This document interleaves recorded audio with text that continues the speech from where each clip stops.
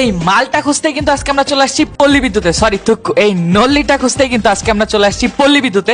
আর পল্লী বিদ্যুতে নাকি বাংলাদেশের সব থেকে বড় বড় সাইজের নল্লি পাওয়া যায়। এখানে নাকি 1 থেকে 1,500 টাকার নল্লি পাওয়া যায়। সেই জন্য আজকে আমরা চলে আসছি বাংলাদেশের সব থেকে বড় নল্লিটা ট্রাই করার জন্য। এইখানে অনেকগুলো নল্লির দোকান আছে, আপনি আসলে সিরিয়াসলি কনফিউজ হয়ে যাবেন যে আপনি কোন দোকান থেকে নল্লি ট্রাই করবেন। আর প্রত্যেকটা দোকানের নল্লি কিন্তু অনেক অনেক বেশি জোস।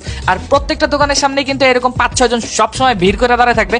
আমি লিটারালি এখানে 1 ঘন্টা ধরে দাঁড়ায় আছি, তারপরে কিন্তু বসার জায়গায় পাইছি গাইস। জানি না এই নল্লির ভিতরে কি আছে আর এই নল্লি খাওয়ার জন্য এত মানুষ এখানে কেন ভিড় করে। আমিও সিরিয়াসলি কনফিউজ হয়ে গেছিলাম যে কোন দোকান থেকে নল্লি ট্রাই করব। পরে একটা মামা আমাকে ডাক দিয়ে নিয়ে গেল তার দোকানে। তার দোকানে নাকি সব থেকে বড় নল্লি পাওয়া যায় পল্লী বিদ্যুতের। এই জন্য কিন্তু তার দোকানে চলে আসছি এবং তার দোকানে সর্বোচ্চ যে নল্লিটা আছে সেটা আজকে আমরা ট্রাই করব। পরে কষ্ট করে গাইস এই নল্লির অল্প একটু অংশ খাইতে পারছি গাইস। দেখতেই পারতেছেন গাইস, বেশিরভাগ অংশই কিন্তু আমি খাইতে পারি নাই গাইস। এখানে কামড় বসানোর মতো কোনো অবস্থাই নাই, এত পরিমাণ শক্ত।